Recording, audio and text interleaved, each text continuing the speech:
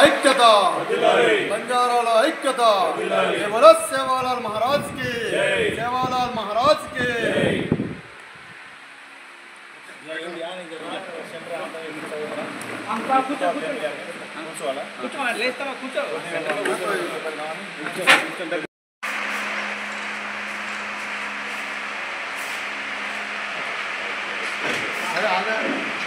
తీసుకోండి ఐక్యత కేవలం సేవాలాల్ మహారాజ్ కి సేవాలాల్ మహారాజ్ కి చేర్చాలి రాజ్యాంగంలో 8వ షెడ్యూల్లో చేర్చాలి గోర్బలి భాషను 8వ షెడ్యూల్లో చేర్చాలి గోర్బలి భాషను రాజ్యాంగంలో 8వ షెడ్యూల్లో చేర్చాలి.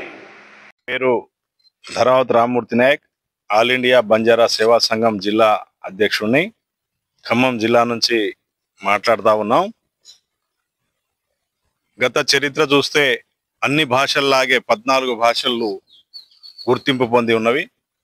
కానీ 15 కోట్ల మంది మాట్లాడే, భారతదేశ వ్యాప్తంగా 15 కోట్ల మంది మాట్లాడే గోర్ బోలి అనే మా బంజారా భాషను గుర్తించడం అభినందనీయం. ఇన్ని రాష్ట్ర ప్రభుత్వాలు వచ్చినా, ఇన్ని సంవత్సరాలు పట్టినా హిందీ తర్వాత మా బంజారా భాషే రెండో భాష. అసలు దీన్ని గుర్తించాల్సిన సమయం ఎప్పుడో ఉన్నా గుర్తించలేని ప్రభుత్వాలు ఉన్నాయి.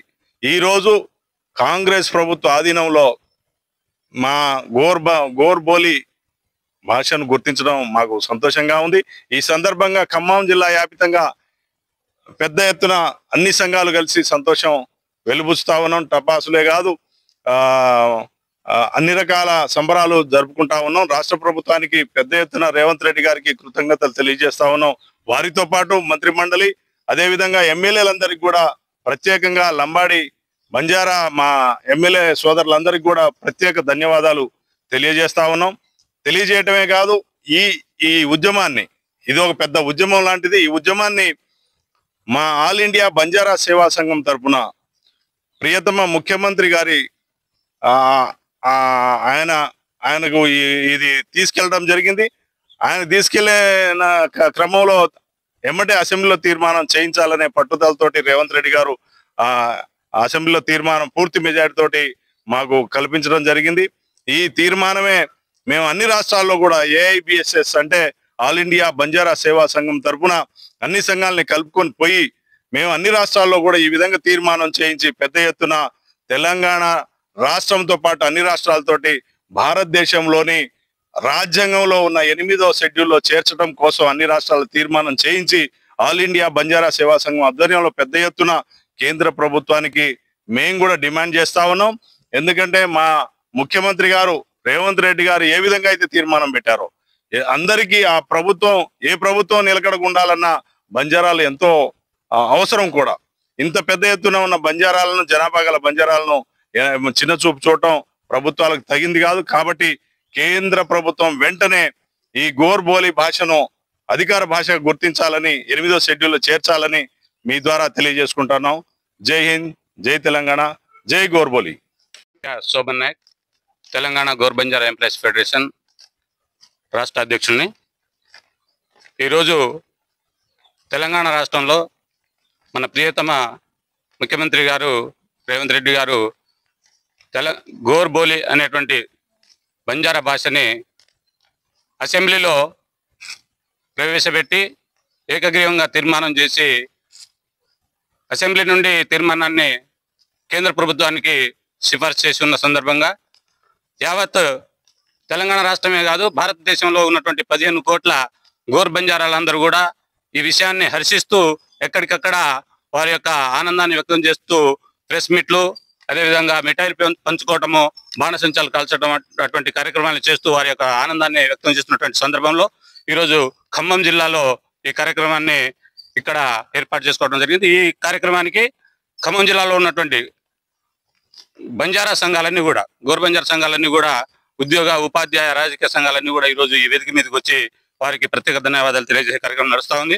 మరి ఈ సందర్భంగా ఏదైతే మన రాష్ట్రం నుండి పంపించబడినటువంటి ఈ తీర్మానం ఉందో గోర్బోలిని భారత రాజ్యాంగంలోని 8వ షెడ్యూల్లో చేర్చడం వల్ల భారతదేశం అంతటా కూడా అధికారిక గుర్తింపు పొందిన భాషగా ఆ భాషకి ఒక మంచి గుర్తింపు వస్తుంది. దాంతో పాటుగా అది బోధనాంశంగా పిల్లలకి బోధించేటువంటి ఒక భాషగా ఎలాగైతే ఉర్దూ, తెలుగు, తమిళం ఉందో అలాగే గోర్బలి కూడా ఒక భాషగా వచ్చే అవకాశం ఉంది. అలా రావటం వల్ల ఎంతో మంది నిరుద్యోగులకి ఉద్యోగ అవకాశాలు పెరగటంతో పాటుగా రాబోయే తరానికి ఈ గోర్బోలిని అందించడానికి మంచి అవకాశం వస్తుందని చెప్పేసి ఈ సందర్భంగా భారతదేశంలో ఉన్నటువంటి 15 కోట్ల గోర్ బంజారాలు ఎదురు చూస్తున్న సందర్భం.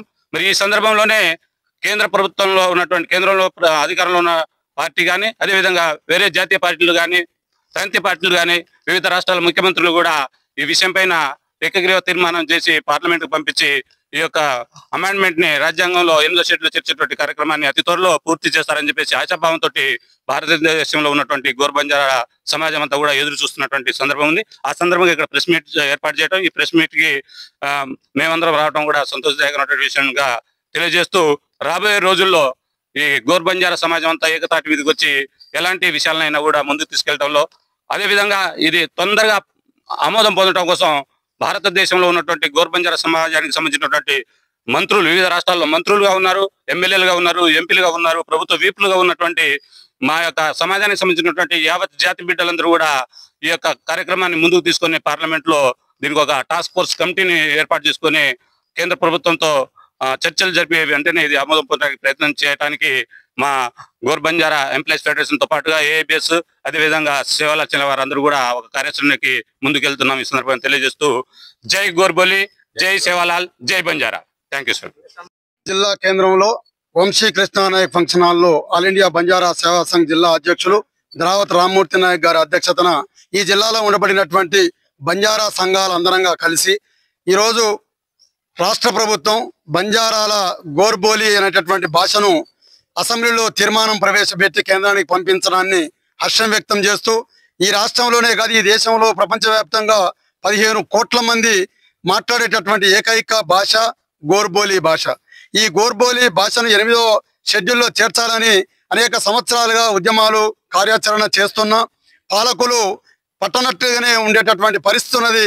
కాబట్టి ఈ రోజు ఈ రాష్ట్రంలో ఉండబడినటువంటి కాంగ్రెస్ పార్టీ ప్రభుత్వం గౌరవనీయులు ముఖ్యమంత్రి గారు రేవంత్ రెడ్డి గారు గోర్బోలి భాషను ఖచ్చితంగా తీర్మానం ద్వారా ఆమోదం పొంది ఈ రాష్ట్రం నుంచి కేంద్రానికి సిఫారసు చేయడం జరిగింది.